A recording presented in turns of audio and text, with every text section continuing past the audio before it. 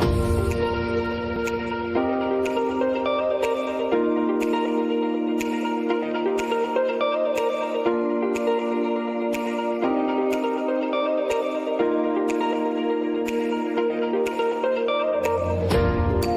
art lovers. Welcome to the Art Beat. In today's edition, we are talking fashion and everything in between. Ladies and gentlemen, we have the talented and Matty award-winning Terry Thobani in the building. My guy, how are you doing? I'm very good. I'm really, really good. How are you doing? I am great. Looking lovely. Thank you. So are you? Great to Thank finally have you on the show. Finally. I feel like we've interacted a few times so far. There was a time that I sent an article to you. And great. Let's and that was the it. interaction. And then now here we are in person. Here we really are. Excited. Great. Talking about your fashion designing journey, Right. How did you start? How did you end up in this industry? Wow. I feel like I've said this story so many times to a point that it started feeling like it was a song at some point. But professionally started in 2014.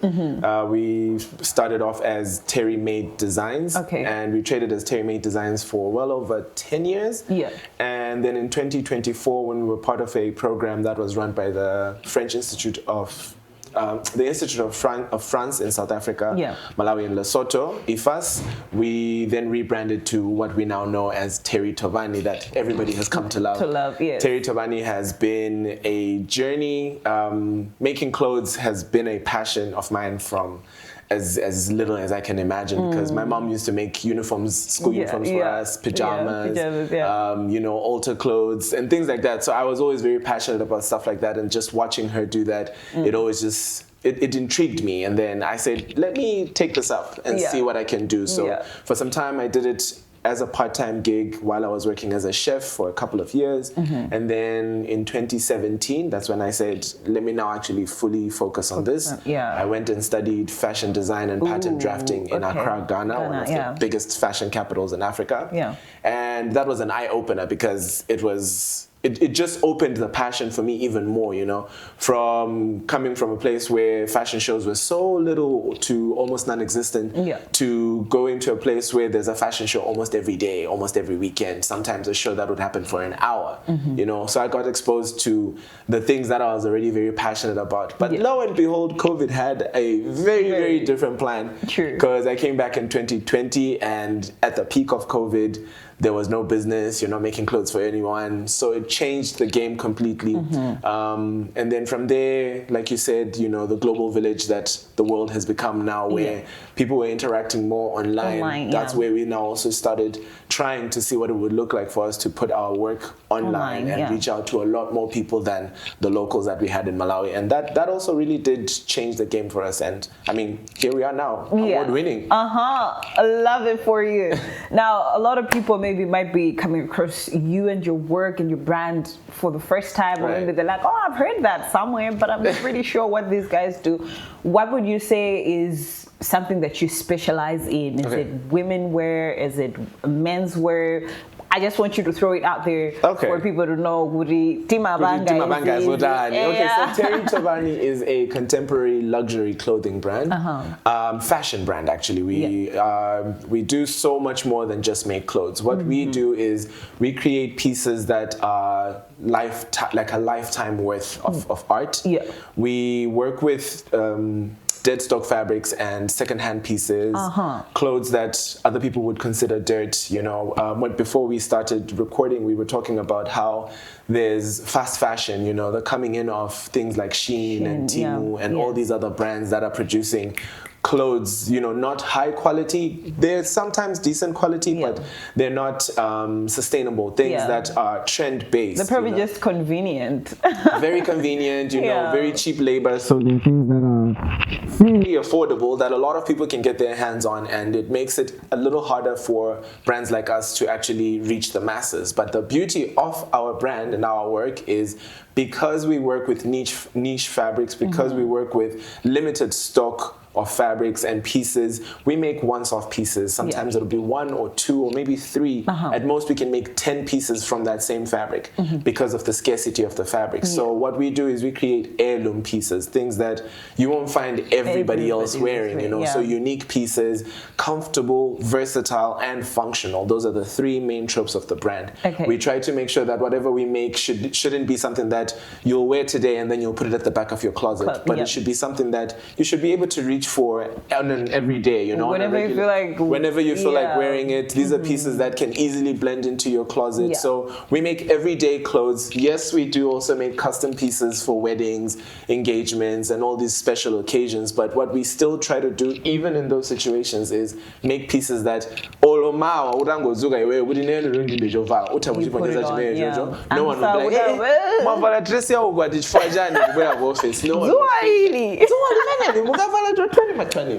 and we try to stay in that unique lane because sustainable fashion is one of the biggest things that right now, you know, is booming, especially in fashion. In the fashion industry, because of the increase in these fast fashion brands and in everything that has been happening around that field. So us dealing in sustainable zero waste production as well, because we do not discard any pieces. We also collect from other artisans, other tailors, other designers that are within our spaces to collect tinsalu, where we do one of our, I think we can call it our own piece. We do weaving, but it is technically a Japanese technique where you take pieces together and then you weave them together. So we say we are weaving new stories into something that was already existing. So trying to create pieces that not only feel unique to you, but for everybody else who will see them, for everybody else who comes to buy it, they know that this one piece is just for me. Nobody else probably has this. Maybe if there's one other piece out there, there's most likely going to be something very different and unique about it. That's who Thobani is. Amazing. I love it. I love the element of bringing sustainability in that. I've seen that also a lot of work that you do has a lot of recycling, upcycling. You even got an award for that. 2 of them. 2? Oh boy. 2 awards. 2 awards. Last year we won the Masa Award for Sustainable Brand. This year we won the Mumvera Fashion, the Mumvera Lifestyle Sustainable Runway Designer for that. Yes. Amazing. Don't you somehow feel like that is something that I think puts you apart, sets you apart in a way? Because everybody can make jerseys, everybody can make pants, everybody can, but I feel like for that, it's more of like your signature, you know, Terry Ujayu. What's the No, don't say that. Please don't call me. Not Terry Wazigam. Well, I think it definitely does set us apart. Like I said, the 2024 program that we were part of, called Creation Africa, which is currently running its 2nd phase right now, that definitely helped us understand what it was that we were doing, because mbuyomu timabanga diguda papa bola tilibile makesi bola tikayuti madzi alipo bola tikayuti tikuya, right? So now doing that program, it helped me understand as a leader, it helped me understand what it meant to actually have a brand that stands out.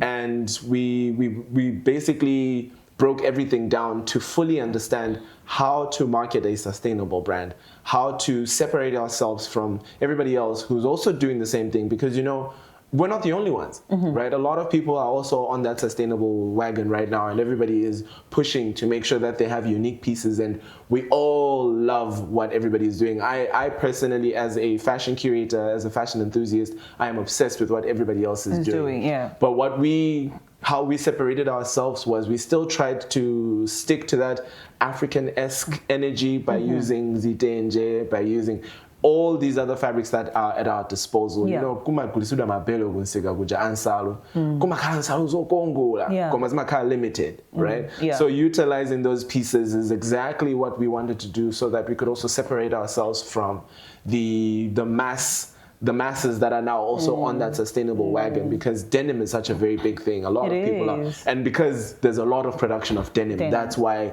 there's a lot of people also working in that field. But we said, yes, denim iliabo, if you didn't do an mbali ya twinga karayodan, kuyuza zidenjes mezozo, kuyuza zigamba zinazo, zodi, yes, we incorporate denim every once in a while, but majority of our pieces are cotton, polyester blends, like wax prints, and anything that we have left over from commissioned pieces. Yeah. Eventually it comes to work at something. Exactly. It finds its place because everything has its place in this world. Of course. So we try to find its place for it in whatever projects we do, in whatever showcases that we're making. We try to incorporate it into our brand ethos. Yes. Yeah.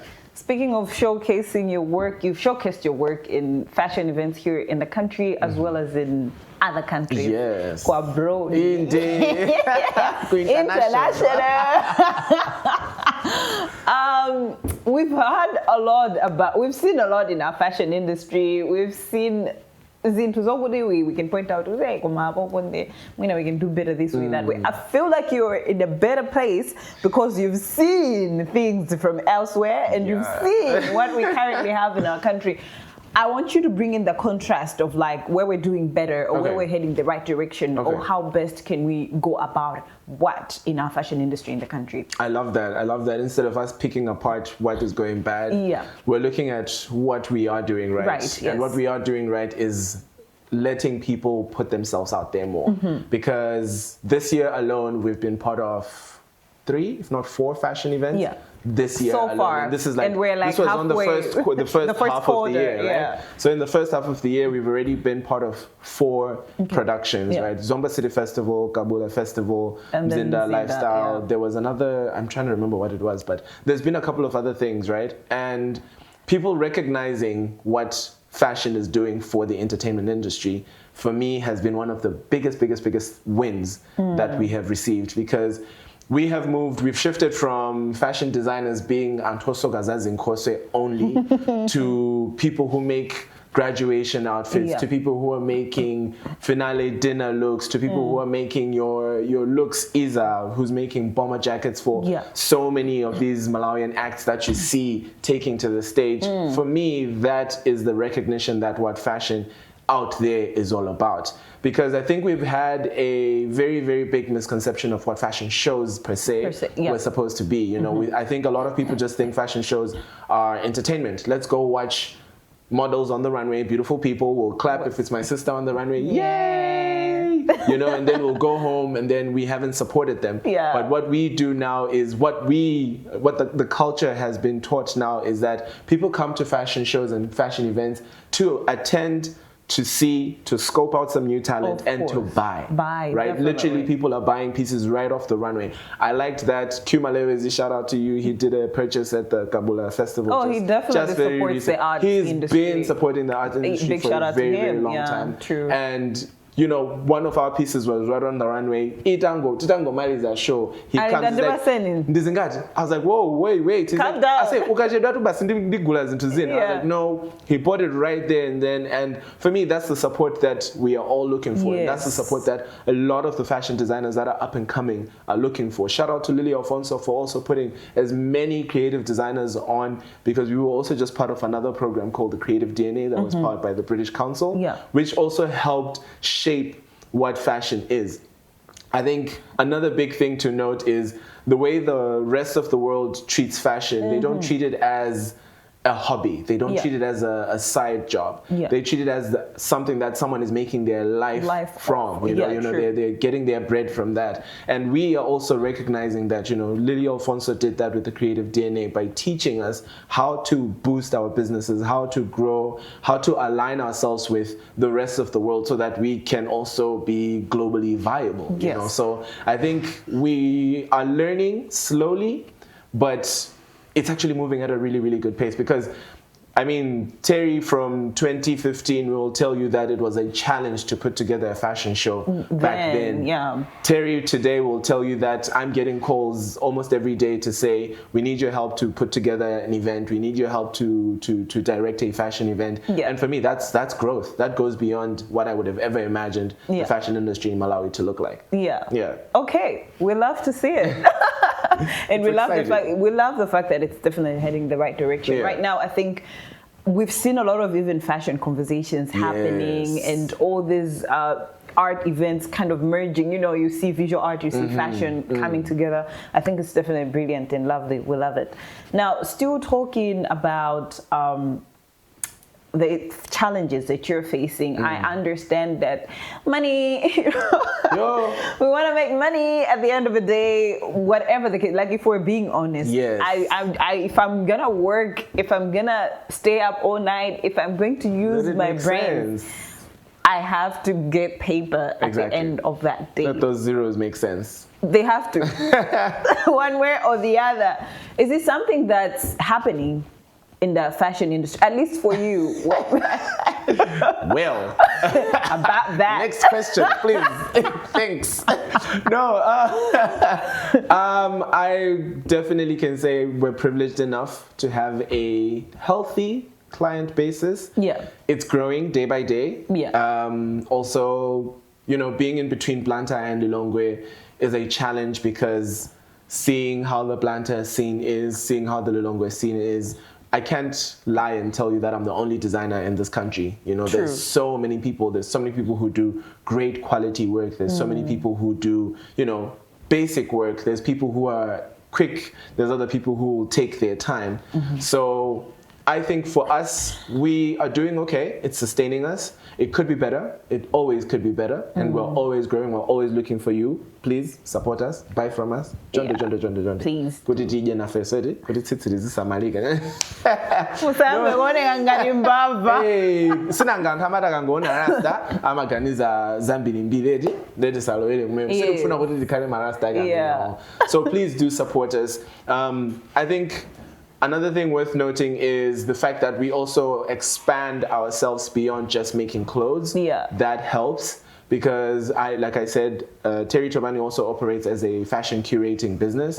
Where for Zomba City Festival, Kabula Festival, and so many other brands, we curate the fashion events for them, which means sourcing the models, finding the designers, curating what the show looks like, working throughout the entire thing, at the same time showcasing, which means we're also making our own collections while we are also doing this. We're planning for, all the other international events that we do as well. So it definitely does take a toll on us, but I am so grateful for the team that I have. Shout out to Delroy, shout out to Nicole, shout out to Stacy, shout out to everybody who participates, assists, helps in every way that they do, because it doesn't go unseen. Astra Ocean, your work, incredible. So having a healthy team also definitely has helped us to actually continue making some money, But like I said, it could be better, because there's so many avenues that we still haven't tapped into, a lot of doors that we haven't been able to open just yet.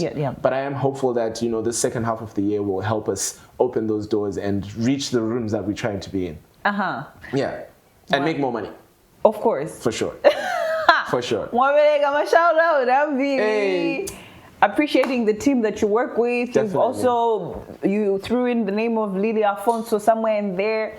I'm looking at the element of collaboration altogether and all that. In music, they have what they call Musicians Union of Malawi, whatever. In film, there's like FAMA and all those kind of things. Do you have some sort of a group as fashion curators, as fashion designers, to share notes, to encourage each other, to motivate each other? And also, how important has that been to you? So, how WhatsApp, you can mute groups and stuff like that, right? Season Yama Fuel Crisis, Yama Group Analijonji. I muted everything, I archived everything. But if there's one group that I have never muted, is the Fashion Association of Malawi. So that group, for me, has been such a game changer, because it consists of designers, fabric suppliers, people who sell, accessories and things. And not a day goes by without somebody asking a question, and then it becomes a conversation, and then we're all learning from each other.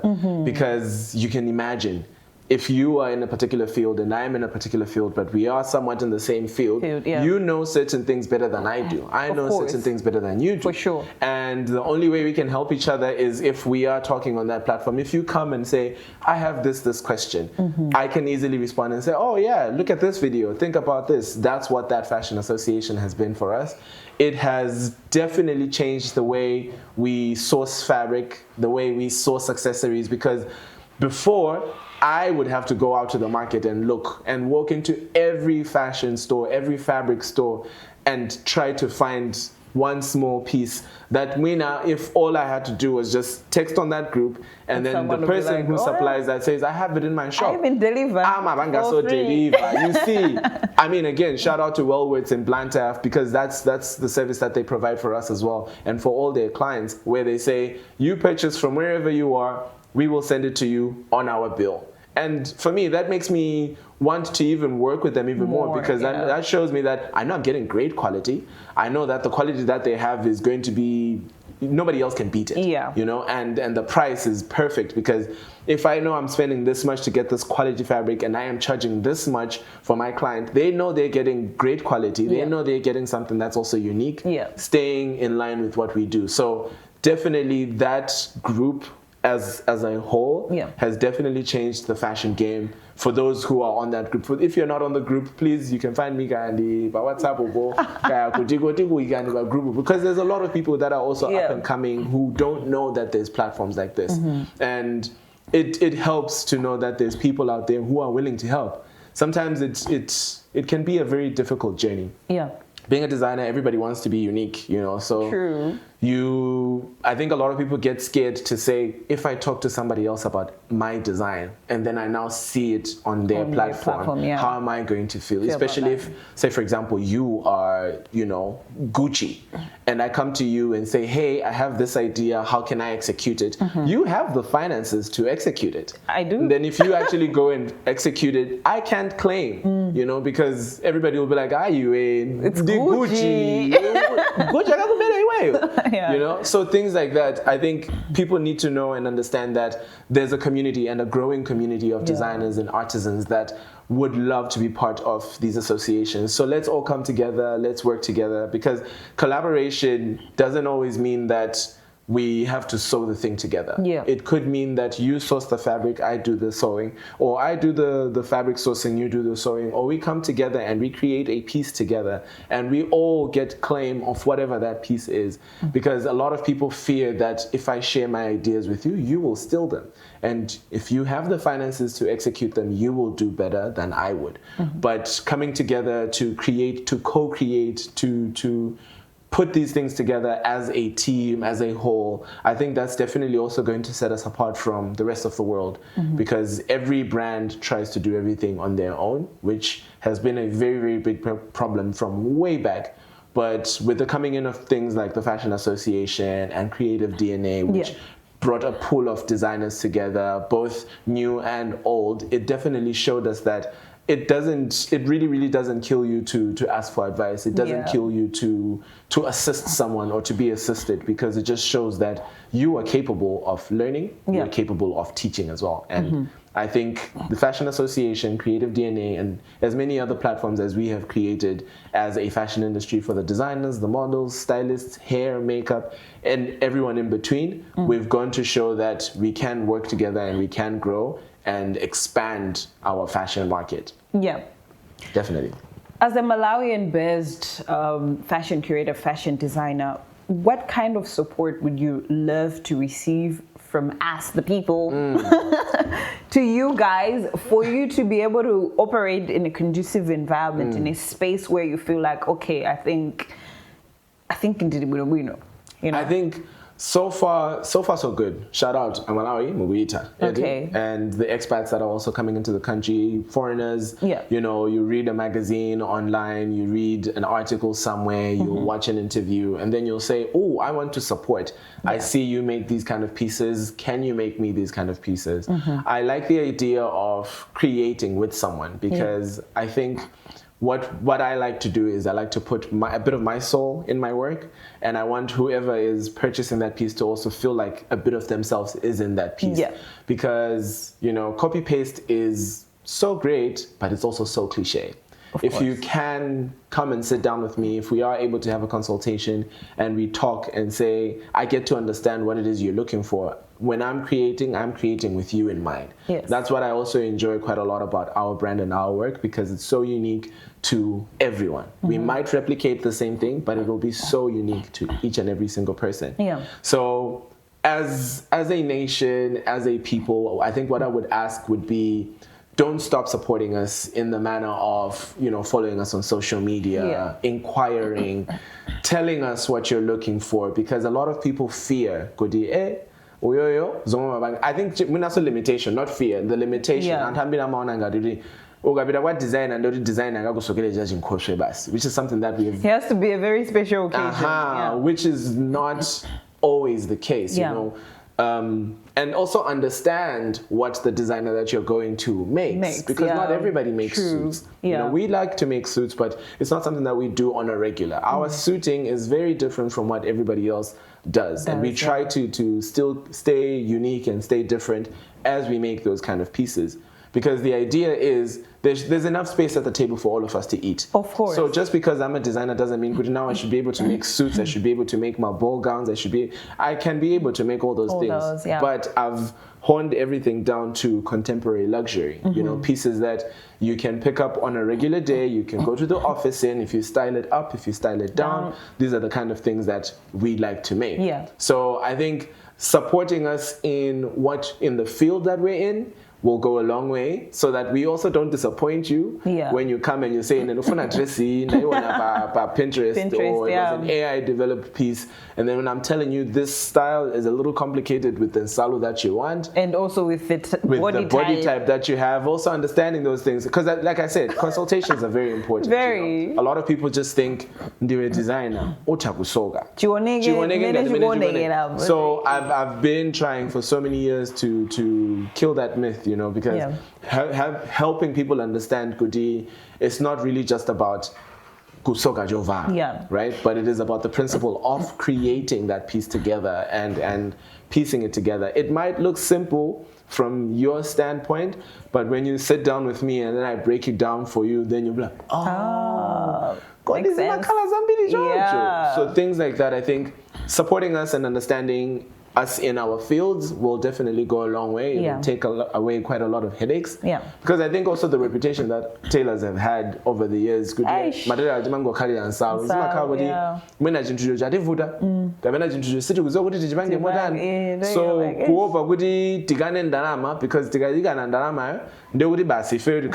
ungrateful, So a lot of people then end up having the understanding that no, I don't think first understand what they are capable of. And then when you understand what they're capable of, find out if they have the time.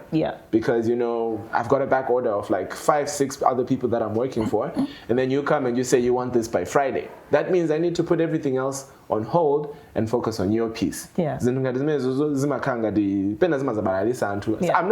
advocating for those people who sit on the material. Please. I'm just saying that understand the designer, understand your craftsman. The same way, a musician will go to the studio and say, I want to record a song today. And then they tell them, the studio is booked. Just because you're a big artist doesn't mean that all the other people will get kicked out of the studio. It's just a matter of understanding who you're working with, what you're working with, the kind of fabrics you're working with, the styles, the silhouettes, those kind of things. They don't just happen.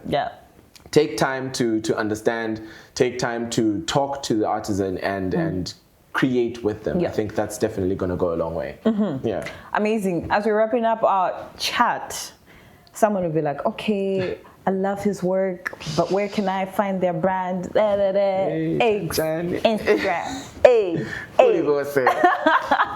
Tell us about it. Right, we're on social media under Terry Thobani, TerryThobani across all social media platforms. When you see a little tree in black and white, you'll know you found us. We'll talk about that someday.